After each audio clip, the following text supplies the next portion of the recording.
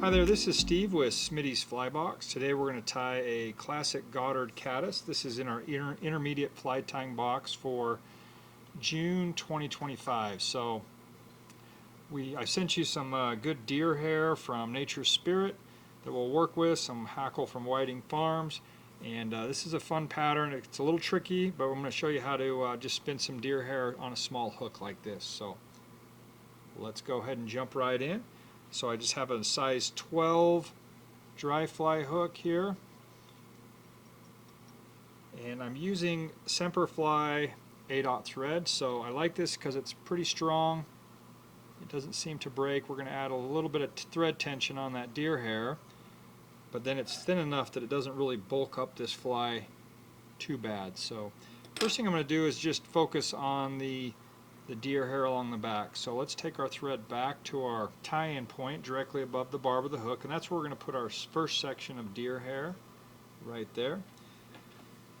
So I just come in here and kind of like the same amount I would use with an elk-hair caddis, something like that is about the right amount of deer hair we'll use on each chunk, maybe slightly more than an elk-hair caddis. So we want a pretty good clump, but not so much that it's hard to work with. So there we go, like that. Now I'm going to just take this and tie it in right there. Just hold it against the hook and just make a loose wrap all the way around and just kind of gather all those. And we're going to add some thread tension now. I'm not going to really spin this one around the hook because I'm way back there around the bend there, but I'm just going to get a nice firm clump right there. And now we're going to brush everything back out of the way. Kind of bring that back. And we're going to bring our thread right up in front there. You might capture a few of them. That's not that critical. So the first clump there, we can just pack that with our thumbnails. We'll take our fingers like that, and you can kind of pack them together. And we'll bring our thread right up tight underneath, right there. Alright, now we're ready for the next clump.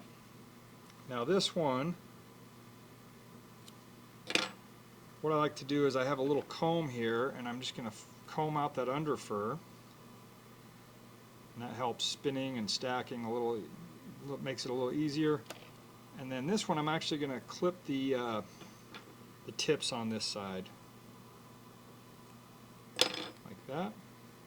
Just enough that I can still keep a hold of it. We're going to trim all this down later.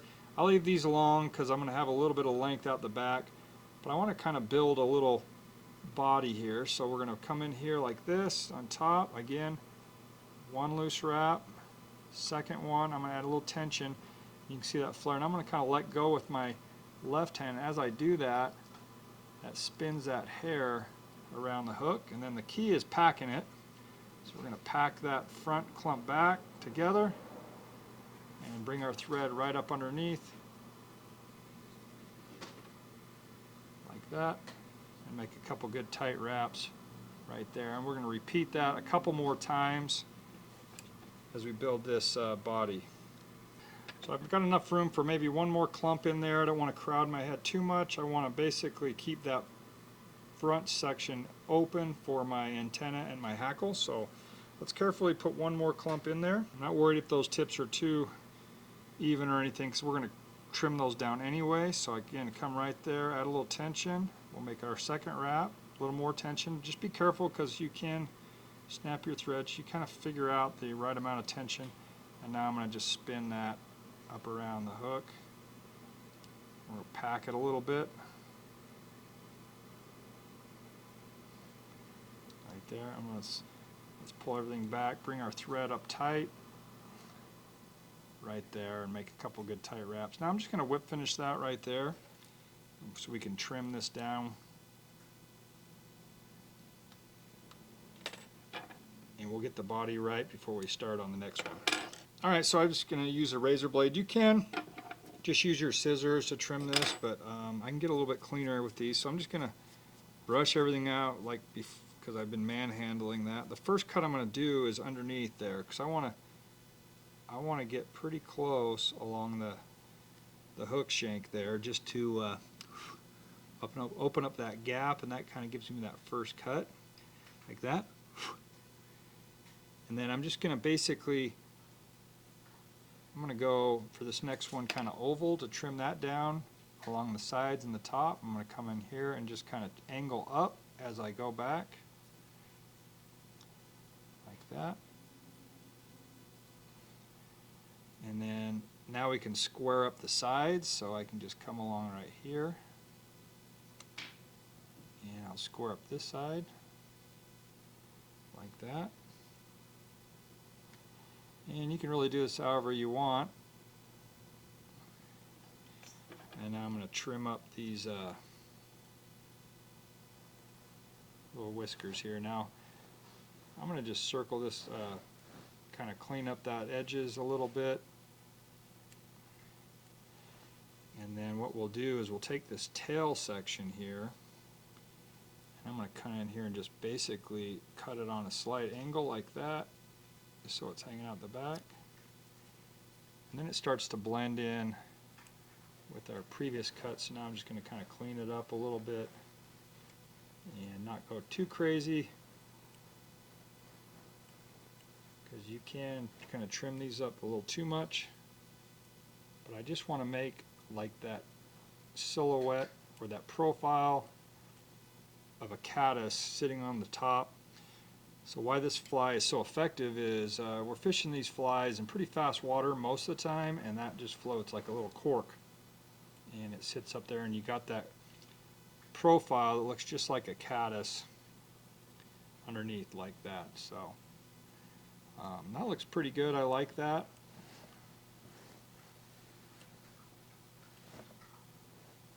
I'm just going to take a few here.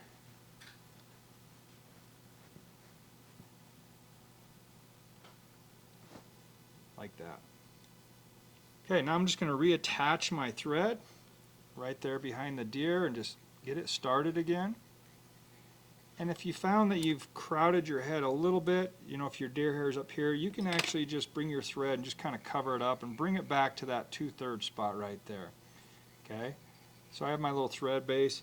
Now we're ready for the antenna. For the antenna, I'm just going to take this strung hackle, and all you need to do is just hold it by the tip, and you can just strip both sides, and we're going to use that stem to create those little antenna like that. So I've done that. So we've got 2 of them there like that, and I'm just going to lay those right on top and just secure them in right behind the eye, and then just tie them down back to the base of that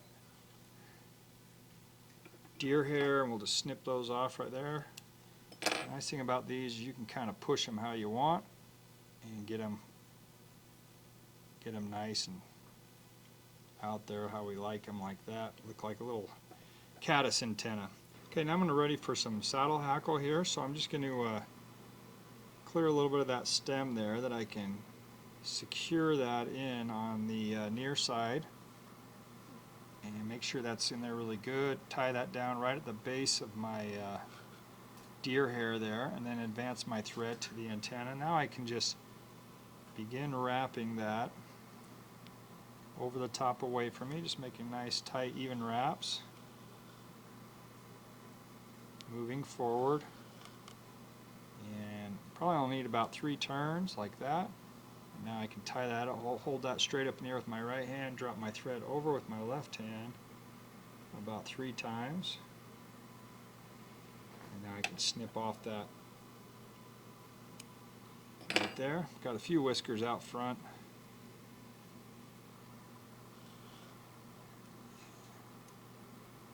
I'm just pulling those back with my fingers there out of the way, like using these fingers right here and just kind of pulling those back out of the way. And then I can whip finish right there. And add a little drop of head cement. And what I've got here is just a good little caddis fly, proven pattern that I'll probably be fishing today.